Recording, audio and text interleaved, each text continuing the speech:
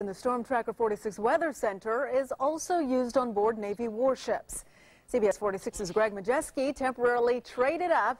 He parked our Storm Tracker 46 Weather Chaser for something a little roomier. Greg, how was it? Oh, I tell you, it was a lot of fun. That's right, Saneo. A little roomier would probably be a bit of an understatement. Chris Smith and I recently spent 3 days on board the USS Dwight D. Eisenhower, a Navy aircraft carrier whose entire operations depend highly on the forecasting of the weather.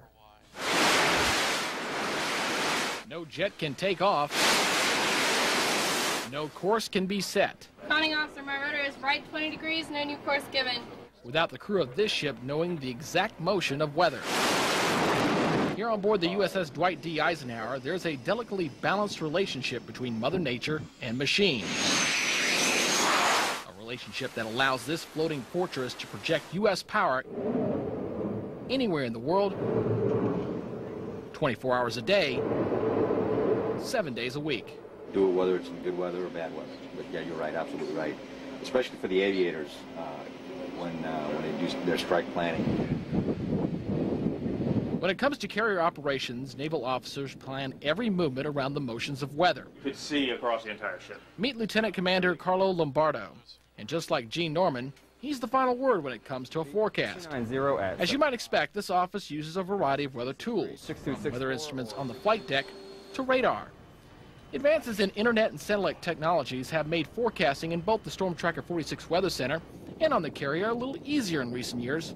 But out here, not without a different kind of challenge. Connectivity, when we lose connectivity, that's a problem. And unlike forecasting ashore, we're a moving platform in a dynamic environment, so our environment is changing even more rapidly than your environment ashore. Good evening, Eisenhower. This is Agent 3 Burke from the METOC office with your Event 6 Cyclic Brief. The Meteorology Operations Center, or METOC, provide weather briefings constantly to crew and pilots. Wind is going to be green, yellow, or red. Carrier forecasters say in order for the Eisenhower to launch or recover any aircraft, the exact sea and wind conditions must be known.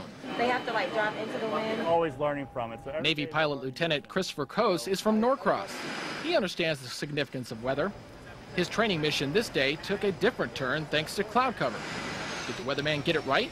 No, they actually have forecasted it correctly. When we rolled in, the clouds were in front of me and the target, so I couldn't visually acquire the target and be able to drop without going through a cloud layer, which would not be good if I got disoriented at that point and not being able to pull out for some reason.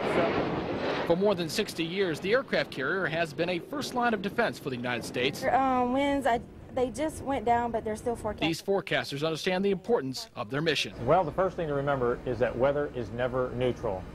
It either favors us or it favors the enemy. And our job is to ensure that it always favors us. On board the USS Dwight D. We're going to wait a few minutes and I'll listen to some weather here. It impacts everything they do, the weather. And before one of these F-18 Hornets hit the skies, each pilot must receive that all-important weather brief. Absolutely. I mean, every time we go flying, we get a weather brief, you know, and it's very important to us. Obviously, we need to know if we can come in and do a nice visual approach like a day like today, or if we're going to have to rely on our instruments. You know, we want to be prepared for that. What Lieutenant Otto is talking about is how visibility impacts everything.